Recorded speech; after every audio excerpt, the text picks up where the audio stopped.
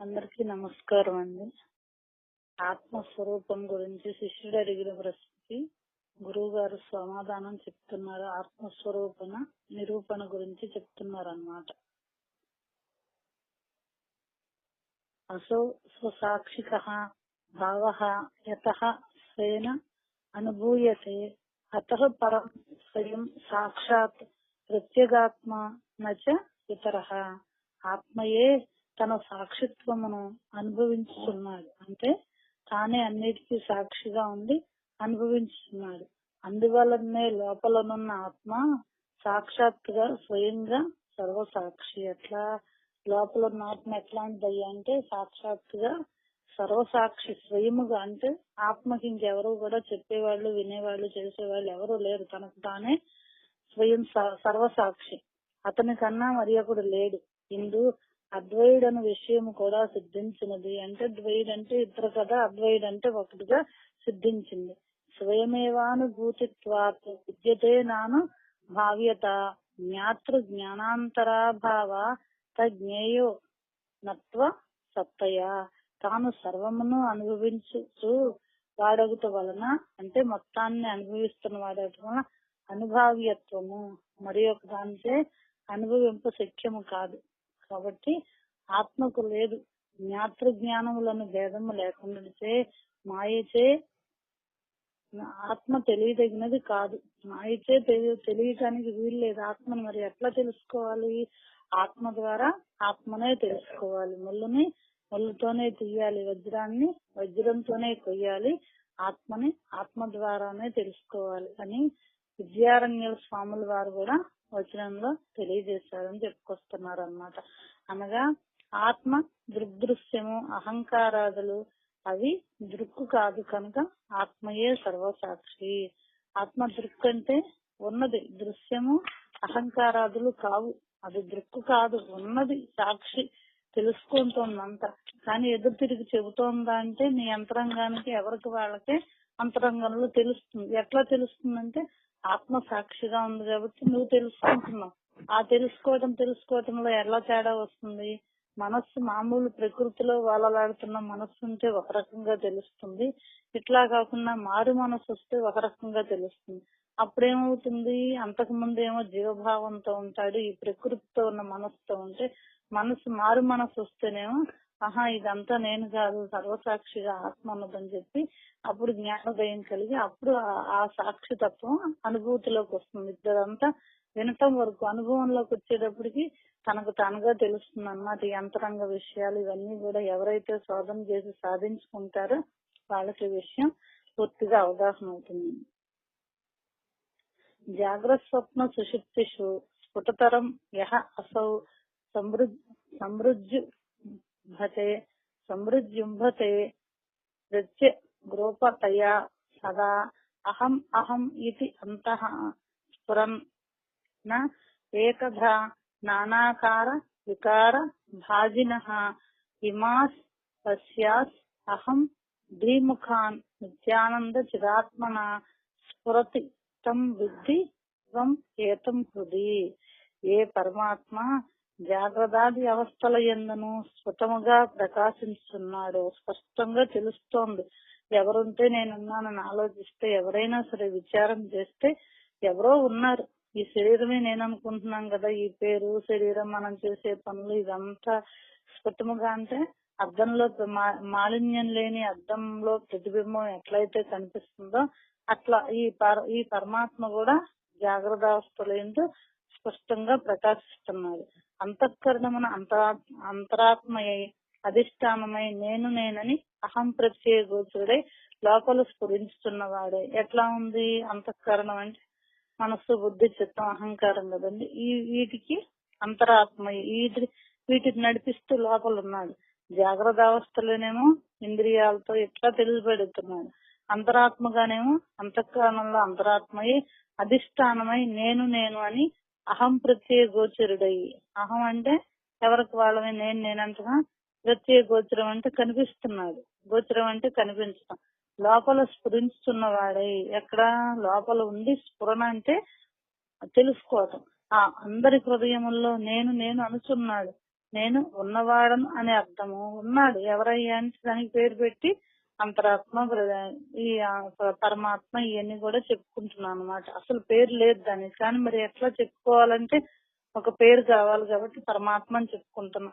అనేక విధ వికారములతో నొప్పుచున్న అహంకార బుద్ధ్యాదులను చూచుచు అనేక విధాలు ఎన్ని రకాలు మరి మార్పులు మనకి ఒక క్షణం ఉన్నది ఇంకొక క్షణం ఉండదు, ఎప్పటికప్పుడు మారిపోతూ ఉంటుంది. అట్లాంటిది అనేక విధ వికారములతో నొప్పుచున్న అహంకార బుద్ధ్యాదులను చూచుచు నిత్యానంద జ్ఞాన స్వరూపంతో హృదయమున వెలుగొందుచున్నాడు. వానిని నిన్నుగా తెలియమా. అది మనం అంటే ఈ శరీరం, మనం ఈ పేరు, మనం ఇదంతా అనుకుంటున్నాం కదా. మరి గురువు ఏం చెప్తున్నాడు, నిరూపణ చేస్తున్నాడు శిష్యుడికి. ఎందుకని? ఆత్మస్వరూపాన్ని గురించి. కాబట్టి నిన్నుగా తెలుసుకో. ఎట్లా ఉన్నాడంటే అందరి హృదయంలో ఉన్నాడు. గీత కూడా చెప్పింది కదా, హృదయ సర్జన తిష్టది. హృదయంలో నేను తిష్ట వేసుకుని ఉన్నా. తిష్ట వేసుకుని అంటే వాళ్ళు కదలడు అన్నమాట. కదలకుండా ఉన్నవాడిని తిష్ట వేసుకున్నాడు అంటారు. మరి హృదయంలో అట్లా వెలుగొందుచున్నాడు ఆయన. వానినే నిన్నుగా తెలియమా అంటే నువ్వు పరమాత్మ. అహం బ్రహ్మాస్మి అంటే ఇదే, నేనే బ్రహ్మాన్ని అంటే ఇలా తెలుసుకుంటే నీకు తెలుస్తుందని చెప్పుకొస్తున్నాడు అన్నమాట. సకల సాక్షి నిత్యానంద జ్ఞాన స్వరూపుడు ఆత్మ జాగ్రత్త స్వప్న సుషుప్తిషు విజృంభతే మూడవస్థల్లోనూ ప్రకాశించేవాడు. నిత్యానంద జ్ఞాన స్వరూపుడు మూడవస్థల్లో కూడా ప్రకాశించేవాడు. ఎటులనగా జ్ఞాన ప్రదీపక గ్రంథం చెప్తోందండి. చైతన్య మనున్యూతం జాగ్రత్త స్వప్న సుషుప్తిషు చైతన్య చైతన్య మనున్యూతం ఎప్పుడు కొత్తగానే ఉంది. జాగ్రత్త స్వప్న సుషుప్తిషు తదేవ త్వమిదం తత్వమితో నాస్త్యధికం పరం జాగ్రత్త స్వప్న సుషుప్తి నామ ఎం జానాది భాసకః యతో భవత్య సావాత్మ స్వప్రకాశ చిదాత్మకః. జాగ్రత్తలో విడివక ఏ చైతన్యం ఉన్నదో అదే నీవు. ఈ జాగ్రత్త దశలో కూడా విడవకుండా ఏదైతే ఉందో ఆ చైతన్యమే నీవు, అదే నీవు. నీకన్నా అధికారం లేదు. మూడవస్థల్లోనూ అనాదిగా ఎందువలన భాషించును ఇదియే స్వప్రకాశ చిస్వరూపమగు ఆత్మ. ఇది ఎట్లాంటిది? ఈ మూడవస్థల్లో కూడా అదే ఉంది. ఎప్పుడుంది ఇది? అనాదిగా ఎప్పటి నుంచో ఉంది. ఎట్లా ఉంది? భాషిస్తుంది. అదే స్వప్రకాశ చిత్ స్వరూపమగు ఆత్మ. ఆ చిత్ శక్తిని ప్రకాశించేది ఏదైతే ఉందో అదే ఆత్మ అని చెప్తుంటే దానికి మనకి వేమన యోగో పద్యం చెప్తున్నారు. సర్వం ఒకటి చూడు సమకూరును ధ్రువంబు రెప్ప వేయబోకు రేయి పగలు పగలు లేని పగలు పరమాత్మ చూడరా విశ్వదాభిరామ వినురవేమ. సర్వం ఒకటి చూడు సమకూరును ధ్రువంబు అంటే ఈ జాగ్రత్త స్వప్న సుషుప్తావస్థల్లో మొత్తంలో ఎవరైతే ఉన్నారు ఈ అవస్థలే కదా మనిషికి జీవితానికి మెలకువలో చెప్పుకోవటానికి, వినటానికి, చేయటానికి. కాబట్టి సర్వం ఒకటి చూడు సమకూరును ధ్రువంబు నీకు స్థిరపడుతుంది. ఎవరున్నారు ఈ మూడు అవస్థల్లో నువ్వు కనుక విచారం చేస్తే ధ్రువం అంటే నీకు స్థిరపడుతుంది. రెప్ప వేయిబోకు రేయి పగలు అంటే రెప్ప పడితే ఏమవుతుంది? మనకు నిద్ర వచ్చేస్తుంది, మామూలుగా అజ్ఞానం. అట్లా కాకుండా నువ్వు జ్ఞానాన్ని తెచ్చుకుని రెప్ప వేయిబోకు రేయి పగలంటే, రేయి పగలంటే ఎక్కడెక్కడ మామూలుగా మనం పగలు రాత్రి అనుకుంటాం. ఇక్కడేంటి? విశ్వాస నిశ్వాసాల గమనంలో రెప్ప వేస్తే ఏమవుతుంది? మనకు మామూలుగా నిద్ర వచ్చేస్తుంది. ఇక్కడేమొస్తుంది? అజ్ఞానం వస్తుంది. కాబట్టి అట్లా అజ్ఞానం పోయి జ్ఞానం తెచ్చుకుని ఎట్లా రేయి పగలు రెప్ప వేయకుండా అంటే ఎప్పుడు తదేక ధ్యాసలో ఉంటూ ఉంటే పగలు లేని పగలు పరమాత్మ చూడరా విశ్వదాభిరామ వినురవేమ. అది ఎట్లాంటిది? రేయి పగలు లేని పగలంటే ఏంటి? వెలుగు. అట్లాంటి జ్ఞానోదయం అయ్యాక ఇక అంతటా వెలుగే. ఆ వెలుగులోనే పరమాత్మను చూడమని చెప్పి విశ్వదాభిరామ వినురవేమ అని మనకు వేమన ఏది చెప్తున్నారు అన్నమాట. ఎట్లాగయ్యా అంటే సర్వం ఒకటి చూడు సమకూరును ధ్రువంబు. సర్వం మొత్తానికి ఆధారం ఎవరో? ఈ సృష్టి స్థితి లయకారకుడు ఎవడు, అసలు ఏంటి సృష్టి ఏంటి, ఎందుకు వచ్చింది ఏంటి అని చెప్పి ఎంత లోతుగా రెప్ప వేయి పోకు రెయ్యి పగలు, పగలు లేదు రాత్రి లేదు, రెండు కూడా రెప్ప వేయి బాగా వేయకుండా ఆ జ్ఞానోత్తరంతోనే చూడు. మళ్ళీ అజ్ఞానానికి నువ్వు తావిస్తావేమో, అజ్ఞానానికి తావివ్వకుండా సాధనలో జారిపోకుండా పగలు లేని పగలు పరమాత్మ చూడరా.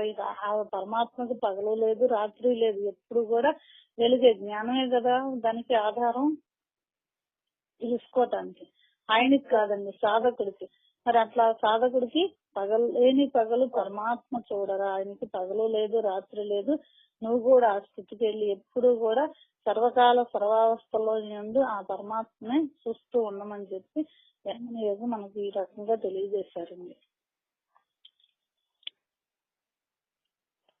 ఇది స్వప్రకాశ చిత్స్వరూపముగా ఆత్మ. దేవుడు కలడా లేడా అని సంశయించేవారు తమలోనే తాము విచారించుకునుడు. అసలు దేవుడు ఉన్నాడా లేడా అని రకరకాలుగా మాట్లాడుతూ ఉంటారు. అప్పుడు ఏం చేయాలి? తమలోనే తాము విచారించాలి. ఒకళ్ళు చెప్తారు అనుకోండి, ఉన్నాడు దేవుడు అంటే ఏడు చూపించమంటే ఎట్లా చూపిస్తాడు? చూపించేది కాదు కదా, ఇది చూసేది. గురువు ఏం చేస్తాడు అంటే నీకు చూసే దారిని చూపిస్తాడు, అది గురువు చేసేది. అది ప్రత్యక్షంగా చూపిస్తాడు బ్రహ్మ విద్యలో గురువు. మరి శిష్యుడు ఏం చేయాలి? దాన్ని ఏకాగ్రతతో తెలుసుకుని తనకు తానుగా చూసుకోవాలి. కాబట్టి ఇక్కడ సంశయించే వారు తమలోనే తాము విచారించుకున్నాడు. తమ తప్పులను తెలియవాడు లేదని తలంతురు. తమ తప్పులను తాను తెలుసుకుని వాళ్ళు ఏమంటారు? లేదని తలుస్తూ ఉంటారు. ఎందుకయ్యా అంటే తమ తప్పులను తాను తెలుసుకోవాలంటే ఒప్పుకోవాలి. అంతరంగంలో ఒకడు సాక్షిభూతుడు ఉన్నాడని వాళ్ళు ఏం చేస్తారు? తమ తప్పులను తెలియవాడు లేదని తలంతురు. ఇంకెవరు లేరు, నేనేనని అహంకారంతో విరవిగుతారు. వాళ్ళు విచారించిన మంచి చెడ్డలను, పాపపుణ్యములను, ధర్మాధర్మములను మొదలైన వాణిని తెలియవాడు ఒకడు కలడు. మనం కాదన్నా అవునన్నా ఎవరు ఎట్లా మాట్లాడినా వాదించినా బ్రహ్మ విద్యాపరుడు బ్రహ్మజ్ఞాని వాదానికి పోడు. ఎందుకయ్యా అంటే ఒకడున్నాడు సాక్షిభూతుడని తనకు తెలుసు అనుభవపూర్వకంగా. ఇట్లాంటి వాడు లేడంటే చెప్తారు విన్నంత వరకు.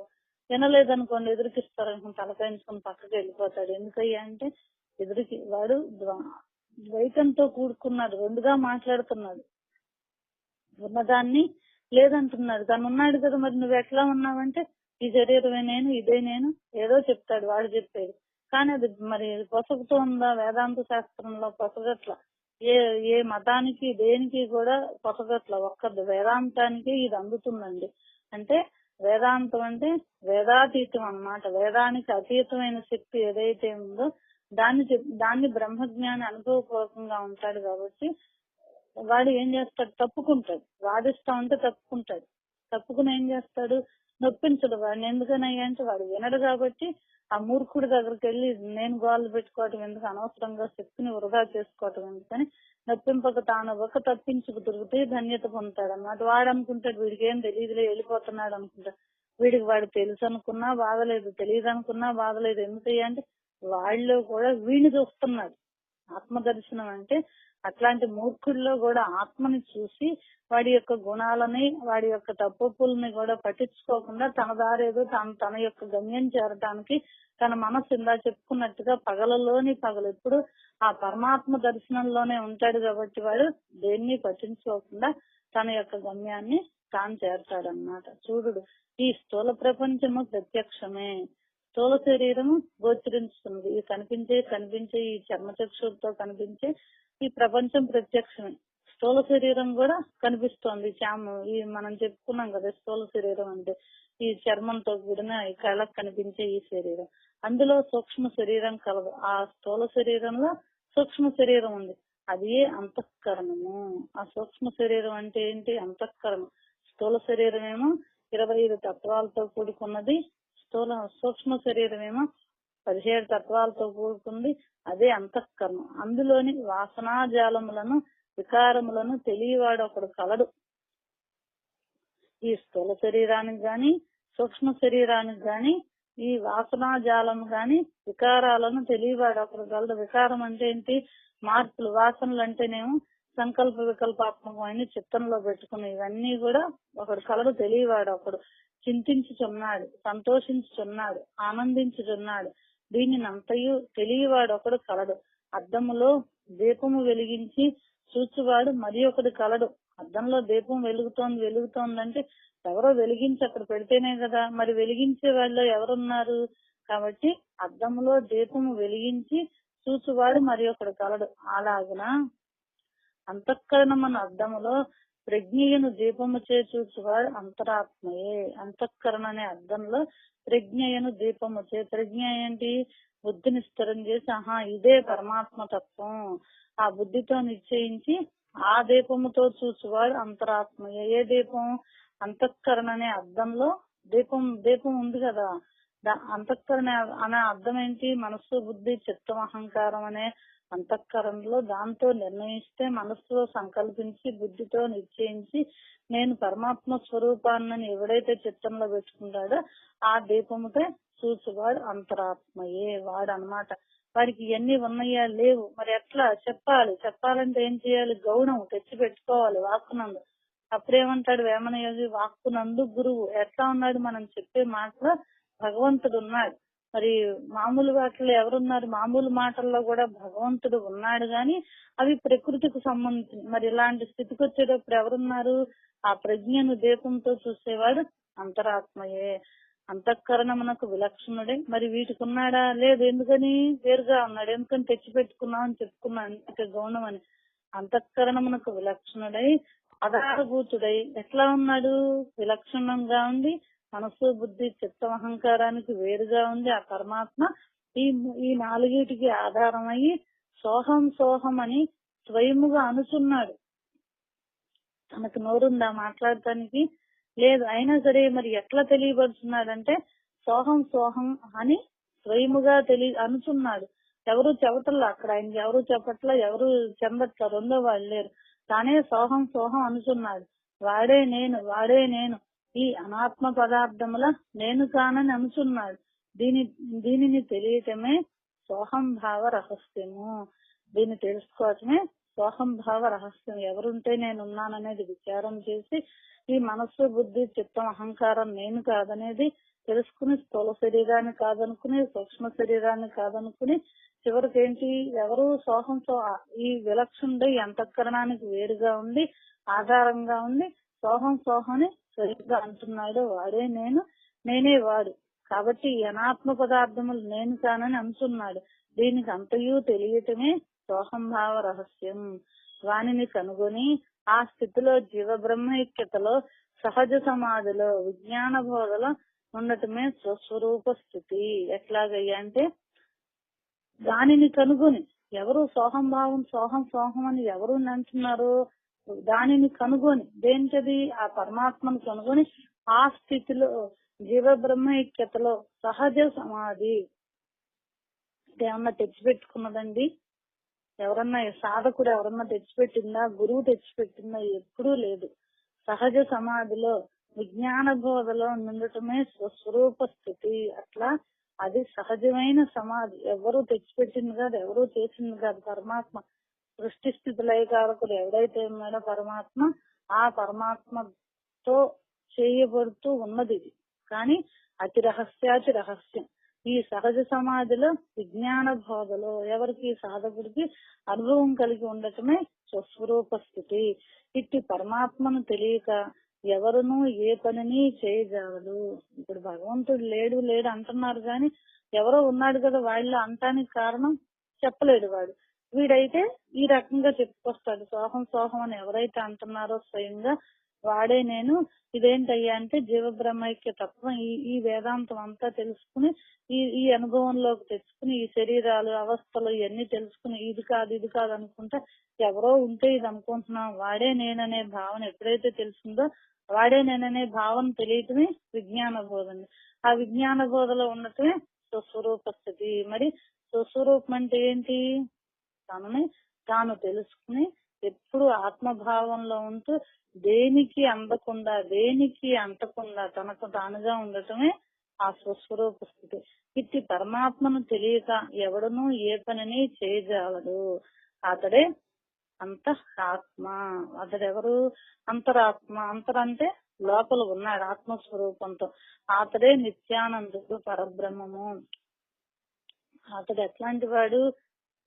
నిత్యానందుడు. నిత్యం అంటే ఎప్పుడు కూడా ఆనంద స్వరూపంతో ఉన్నవాడు అన్నమాట, పరబ్రహ్మం. దానికి మనకి వేమన యోగ పద్యం చెప్తున్నారండి. అంతరంగమందు అపరాధములు చేసి మంచివాని వలన మనుజుడు ఇతరులు ఎరుగకున్న ఈశ్వరుడు తిరుగడా విశ్వదాభిరామ వినురవేమ.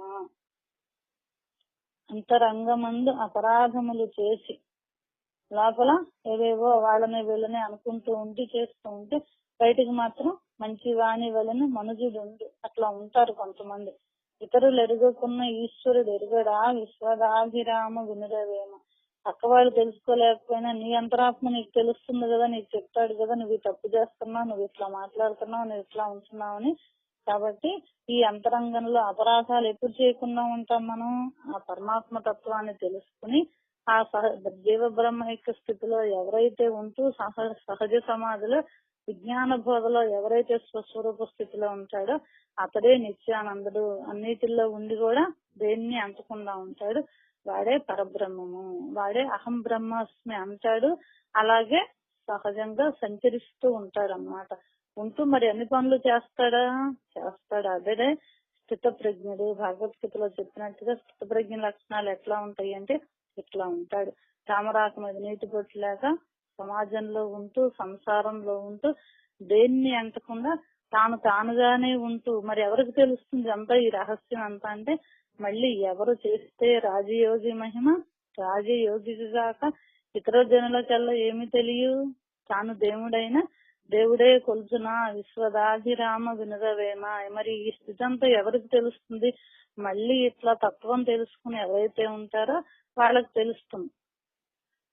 కాబట్టి మిగిలిన వాళ్ళకి తెలియదు. ఎందుకు తెలియదు అంటే అహంకారంతో మమకారంతో కొట్టుమిట్టాడుతూ ఉంటారు కాబట్టి వాళ్ళకి తెలియదు. కాబట్టి ఈ సహజ సమాధిలో ఉండాలంటే ఈ సోహం అనే భావంతో ఎవరైతే అంటున్నాడో వాడిని తెలుసుకోవటమే సోహం భావ రహస్యం. కాబట్టి ఆ స్థితిలో అందరూ ఉండాలని ఇక్కడ చెప్పుకొస్తున్నారు అన్నమాట. అతడే నిత్యానందుడని. ఘటోదకే బింబితం అర్కబింబం ఆలోక్య మూఢ రవిం ఏవ మన్యతే తదా చిదాభాసం ఉపాధి సంస్థం భ్రాంత అహం ఇది ఏవ జడః అభిమన్యతే. కేవలము ప్రపంచ జ్ఞానము కూడా లేని మందుడు ఘటము యొక్క జలములో ప్రతిబింబించిన సూర్యబింబమును సూర్యునిగానే తలంచుతున్నాడు. అంత మాత్రమే తెలియచున్నాడు. ప్రపంచ జ్ఞానము కూడా లేని మందుడు అంటే వాడు బాలుడికి ఎట్లా ఉంటుంది? ప్రపంచ జ్ఞానం తెలుస్తుందా? తెలియదు. మామూలుగా చిన్నపిల్లవాడి మనస్తత్వం అంటాం వాడిని. వాళ్ళు ఎట్లాంటి వాడయ్యా అంటే బాలుడు మొదలైన వారు బాలుడు లాగా సంచరిస్తారు. వాళ్ళు ప్రపంచ జ్ఞానం కూడా లేదు. మంచి చెడు ఏమీ తెలియదు వాళ్ళకి. మంచి చెడు తెలుసు, అహంకారం మమకారాలు అన్ని ఉంటాయండి. అట్లా ఏమనుకుంటారు వాళ్ళు? జలములో ప్రతిబింబించిన సూర్యబింబంను సూర్యునిగానే తలంచుతున్నారు. ఆ జలం నీళ్ళల్లో సూర్యబింబం ప్రతిస్తూ ఇదే నిజమైన సూర్యుడు అనుకుంటున్నాడు. అంత మాత్రమే తెలియచున్నాడు. వాడికి అంతవరకు ఎందుకని వాడు మందుడు, అజ్ఞానంతో కూడుకున్నవాడు అన్నమాట. సూర్యుడైనచో కిరణములేవి, ప్రకాశం ఎక్కడా, అతని సంసారం ఎక్కడా, తమో నాశకత్వము కలదా అను విచారము కించుతూ ఆ మూడింటికి లేదు. నిజమేనని అనుకుంటున్నాడు కానీ అసలు సూర్యుడు ఉంటే కిరణాలు ఉండాలి కదా, ప్రకాశం ఉండాలి కదా. అతని సంసారం అంటే అతను సూర్యాస్తమయం సూర్యోదయం ఇదంతా జరుగుతోంది కదా. ఆ సూర్యోదయంతోనేమో మొక్కలకి మనుషులకి అన్నిటికీ కూడా తెల్లవారుతోంది కానీ ఈ సంసారం కానీ అసలు ఏమీ తెలియదు. మూఢుడు కదా, వాడికి దేని గురించి ఆలోచనలు. అదే ప్రకారము తమోగుణ విశిష్టుడు జడమతి గల అజ్ఞాని జడుగా స్తంభం వలె జ్ఞానశూన్యుడు. ఎంత లోతుగా చెప్పుకొచ్చి వాడి తమో గుణంతో కూడిన వాడేంటి? జడమతి. ఆ మతి మనస్సు జడంగా ఉంది, దేని గురించి ఆలోచించదు. ఈ కనిపించేదంతా నిజమని నమ్మి దాంట్లోనే తాదాత్మ్యత చెంది ఈ జనన మరణాలకు లోనయ్యి ఏకత్వ భావన అనేది వాడికి అసలు తెలియదు అన్నమాట. ఎప్పుడు ద్వంద్వంలోనే ఉంటాడు వాడు. అట్లాంటి జడమతి గల అజ్ఞాని జడుగా ఒక స్తంభం వలె జ్ఞానశూన్యుడు. స్తంభం అంటే మనిషి కదలడని కాదండి, లోపల ఏమీ కదలకుండదు. జ్ఞానం లేదు, ఏమీ తెలియదు వాడికి. అజ్ఞాని పూర్తిగా ఆ తమో గుణంతోనే ఉంటాడు. తింటము నిద్ర ఈ రెండే వాడికి, ఇంకేమీ లేదు. ఆ స్తంభం వలె జ్ఞానశూన్యుడు అన్నమాట. ఉంటాడు అంతే మనిషి అట్లా స్తబ్దుడు, వాని బుద్ధి స్తబ్దమైండును. ఆ బుద్ధిగా వెటికి చెదరదు, ఇది నిజమే అనుకుని దాంట్లోనే ఉండిపోతాడు. అట్టి అజ్ఞాని శరీరేంద్రియ సంఘాత రూప ఉపాధిలోనున్న చైతన్యాభాసమును నేననియే తెలుసును, తలుస్తాడు. చైతన్య అభాసం ఏదైతే ఉందో అసలు చైతన్యం ఉంది, యథార్థముగా చిత్తు కాదు. చిత్తు యొక్క ప్రతీతి చైతన్య స్ఫురణ ప్రసారము మణియందు దాసాని పుష్పకాంతి దాని వలె నున్నవాణి. ఎట్లా నిజంగా ప్రకాశిస్తోందా ఆ మణి? ఏదైనా ఒక గాజురాయి తీసుకువచ్చి అక్కడ ఒక పుష్పం పెడితే దాంట్లో ప్రకాశిస్తోంది. ఆ ప్రకాశం నిజమైందా? కాదు కదా. ఇక్కడ వీడు కూడా, ఈ జడుడు కూడా అట్లాగే అనుకుంటాడు. చైతన్య భాసమునే నేనని తలుస్తాడు. అంటే ఈ శరీరం, తెచ్చిపెట్టుకున్న శరీరమే నేను అనుకుంటాడు. ఇంకొక ఏది తెలీదు, మరి ఒక విశేషము తెలీదు, అసలు ఏమీ తెలియదు వాడికి. జడుడు అన్నమాట, అట్లా ఉంటాడు. జీవుడే నేనని తెలియచున్నాడు. అసలు ఈ జీవుడు కూడా కాదు, అసలు వాడి శరీరమే నేను అనుకుంటాడు. ఇక ఎవరన్నా ఏదన్నా మాట వస్తే చచ్చిపోయారు చేశారంటే జీవుడన ఏదో అంతవరకే, ఇంక అసలు ఏమీ తెలియదు వాడికి. కాబట్టి అట్లాంటి వాడిని జడుడు మూఢుడని చెప్తున్నారండి. జీవుడనగా శరీరేంద్రియ సంఘాతమే ఉపాధిగా కలవాడని వాని తలంపు. జీవుడంటే ఎవరు? ఈ శరీరేంద్రియాల సంఘాతమే ఉపాధిగా కలవాడు. మరి వాడికి ఉపాధి కావాలా? ఈ ఉపాధికి ఆధారమైంది వాడా? ఎవరైతే విచారం చెయ్యాలి. ఉపాధికి ఆధారం వాడా, వాడికి ఉపాధా? వీడు ఏమనుకుంటాడు? ఈ జీవుడు శరీరేంద్రియ సంఘాతమే ఉపాధిగా కలవాడని అనుకుంటాడు. ఎవరు? అజ్ఞానంతో ఉన్నవాడు. జీవుడు అనగా కేవల కూటస్థాత్మ. వాడు అజ్ఞానం అట్లా అనుకుంటాడు. మళ్ళీ దీన్ని చెప్పొస్తున్నాడు అనమాట. జీవుడంటే ఎవరు? కేవల కూటస్థాత్మ. అతనికి అజ్ఞానము లేదు, సదా ప్రకాశించువాడు. ఆ ఆత్మయే నేను నేను అనుటచే కూటస్థాత్మ రూప జీవుడే పరమాత్మ. ఎప్పుడైతే తెలిసాక ఇంతవరకు అజ్ఞానం గురించి చెప్పుకొచ్చి మళ్ళీ ఎట్లా తెలుస్తుందో చెప్తున్నాడు. ఇదేంటయ్యా అంటే ఆత్మ నిరూపణ కదా. శిష్యుడికి రకరకాలుగా చెప్పుకొచ్చి శిష్యుడికి పూర్తిగా అవగాహన అయ్యే విధంగా చెప్పాలని ఇట్లా చెప్తున్నారు. ఈ మెలికలన్నీ కూడా మనం చాలా జాగ్రత్తగా వివరంగా అర్థం చేసుకుంటేనే మనకి ఆత్మతత్వం అవగాహన అవుతుందండి. కాబట్టి జీవుడు అనగా శరీరేంద్రియ సంఘాతమే ఉపాధిగా కలవాడని వాని తలంపు. ఎవరికి? అజ్ఞాని తలంపు. మరి కాస్త కోస్త జ్ఞానం తెలుసుకున్నాడు ఎట్లా చెప్పుకుంటున్నాడు? జీవుడు అనగా కేవలం కూటస్థాత్మ ఉన్నాడు, ఈ శరీరం అనే కూటంలో ఉన్నాడు. ఎవరు? ఆత్మస్వరూపంలో ఉన్నాడు. అతనికి అజ్ఞానం లేదు. ఎవరికి? ఆ జ్ఞానం తెలిసిన వాడికి అజ్ఞానం లేదు.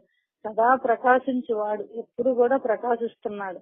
ఆ ఆత్మయే నేను నేను అనుటచే కూటస్థాత్మ రూప జీవుడే పరమాత్మ. కూటస్థాత్మ అంటే ఎవరైతే ఈ శరీరంలో ఉన్నాడో ఆ జీవుడే పరమాత్మ. ఇలాంటి జ్ఞానము అతనికి లేదు, అతను మూఢుడు కదా.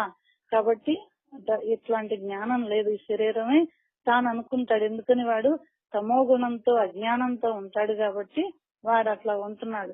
చిదాభాసమును చిత్తుగానే తలంచుతున్నాడు. ఈ చిత్శక్తిని భాషిస్తుందనేది తెలియక ఈ అభాసాన్ని తెచ్చిపెట్టుకున్నదంతా కూడా చిత్తుగానే తలంచున్నాడు. జలములోని ప్రతిబింబించిన సూర్యునికి ఎలాంటి కాంతి లేదు. చెప్పుకున్నాం, ఉపమానంగా చెబుతున్నాం. పైన సూర్యుడు ఉంది నీళ్లలో ప్రకాశిస్తుంటే అది ఇది ఒకటే అనుకుంటున్నాం గాని ఒకటా? కాదు. ఎప్పుడు కాదు? విచారించినప్పుడు కాదు. మరి ఈ విచారణ వీడికుందా? జగుడికి లేదు. ఇదే నిజమని భ్రమ పొందుతున్నాడు. ఎందుకని? మాయతో కట్టుబడి ఉంది కాబట్టి, వాడి బుద్ధి మనస్సు అంతా కాబట్టి ఇదంతా నిజమేని అనుకుంటున్నాడు. దీనిచే ఏ ప్రయోజనము లేదు. మరి ఎందుకని ప్రయోజనం లేదు? పుట్టాడు, గిట్టాడు. మరి రెండు కాళ్ళ జంతువు అంటానికి మనిషిని దేనికయ్యా అంటే ఇదే. జంతువు కూడా ఏదో తనకు తోచిన విధంగా పిల్లలకు సాగు చేసి కని పెంచి ఆహారం తీసుకొచ్చి పెట్టి పెద్దవాళ్ళని చేస్తుంది. మరి మనిషి కూడా అట్లాగే చేస్తున్నాడు. కానీ తనెవరో తను తెలుసుకుంటున్నాడా? తెలుసుకోలేకపోతున్నాడు. కాబట్టి ఇట్లా దీని వలన ప్రయోజనం లేదు. ఆ ప్రతిబింబము చైతన్య రహితము. ఆ ప్రతిబింబం అంటే తెచ్చిపెట్టుకున్నది ఎట్లా ఉంది? చైతన్య రహితం. ఉన్నది కానీ వీడు తెలుసుకోలేదు కాబట్టి తెలియదు. ఉన్నది ఆత్మ అందరిలోనూ ఉంది, కానీ ఎట్లా ఉంది? వీడు తెలుసుకుంటే అది చైతన్యంగా ఉంది, తెలుసుకోకపోతే ఏముంది? లోపల ఉన్నాడు, అంతవరకు తెలియకపోతే